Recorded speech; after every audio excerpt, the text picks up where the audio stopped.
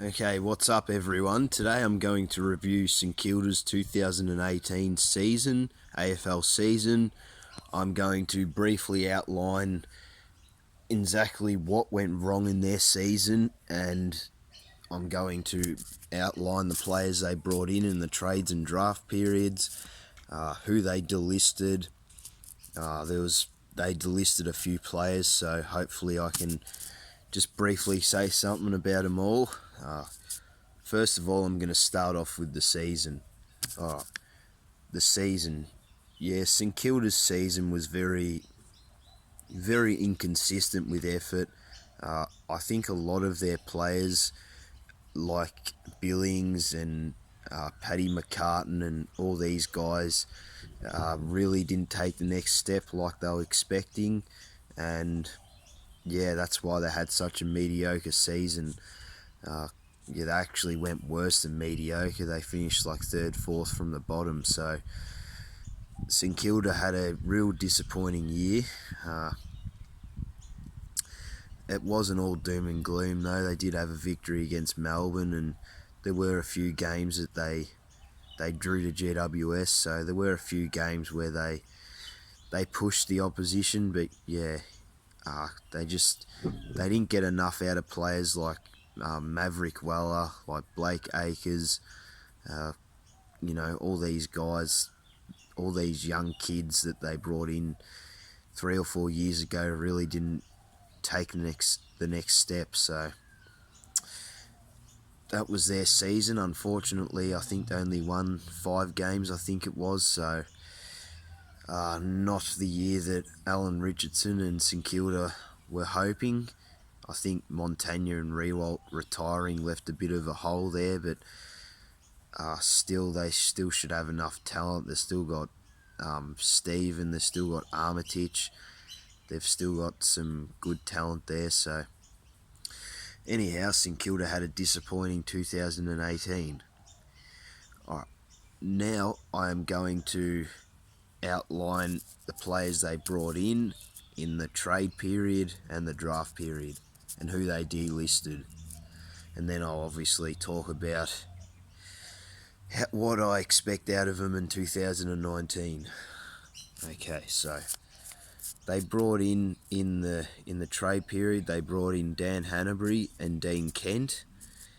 In the draft, they brought in Max King, Jack Bytel, Matthew Parker. Okay, I'm just going to briefly outline what I think of these guys.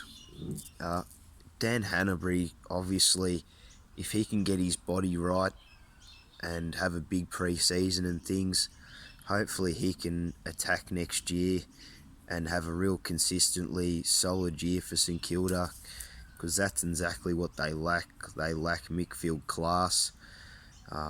So yeah, they desperately need Hanbury to pull his finger out next year and help that midfield, give Jack Stephen a bit of a chop out. Dean Kent, yeah, he looked really good at Melbourne until he got injured. He was getting a regular game, so I think he'll slot straight in as well. I think he's a midfielder as well, so yeah, I expect him to have a solid year. I don't mind those players they've brought in. Dan Hanbury, there's a bit of a question mark over his body and his fitness, but let's hope for everyone's sake in the AFL community, proves everyone wrong, and he has a real solid, good year, like he did at the Swans 2 or 3 seasons ago. In the draft, they brought in Max King, which I was a bit surprised at, because I thought they needed another midfielder. Jack Bytel and Matthew Parker. I don't know a lot about Jack Bytel and Matthew Parker. I know a bit about Max King. Max King is rated really highly. He was one of the best key forwards in the draft. Obviously, he done his knee. That's why he wasn't the number 1 or 2 selection.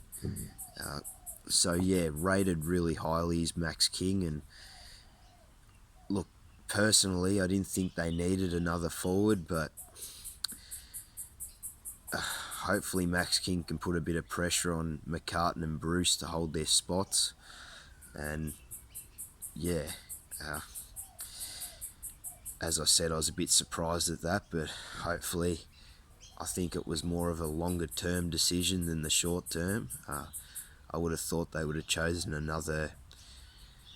midfielder, because that's what they urgently needed, was a midfielder, but they went for a key position player. So look, talent wise, Max King is rated really highly, so hopefully he can stay at the club for a considerable amount of time, and he'll be a good player in the future, I'm sure. Okay, now I'm going to look at who they delisted. They delisted Hugh Goddard, Nathan Freeman, Sam Gilbert, Darren Mick. Can't pronounce his name. Darren Mitchington, I think his name is, and Maverick Weller they delisted as well. Tom Hickey got traded to West Coast, I think it was.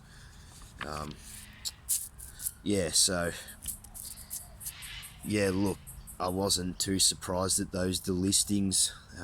Only one of them got picked up, that was Hugh Goddard. He went to Carlton, so yes, Hugh Goddard might do all right for Carlton, but yeah, the rest of those delistings I wasn't surprised about.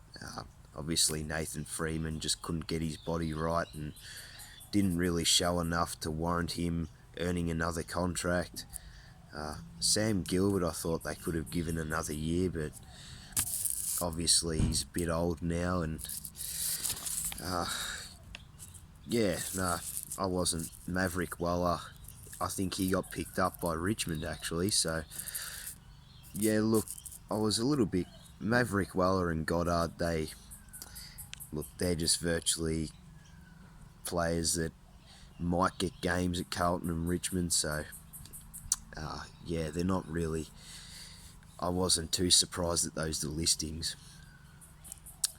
In terms of what I expect out of St Kilda next year, look, it's a bit of the unknown with St Kilda. You don't really know how these players are gonna go.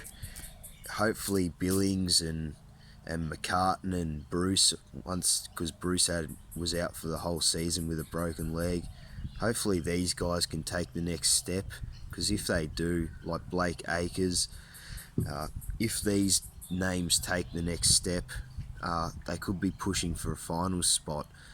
But if those players just stagnate, then you'll see a bottom 4 or 5 finish again. So in terms of where I'll predict St Kilda to finish, look, I'll say anywhere between 8th and about 12th, but you just don't know. They could have another mediocre year, so I hope for Alan Richardson's sake, and I hope for St Kilda's sake, that those players can really pull their finger out. And I'll just quickly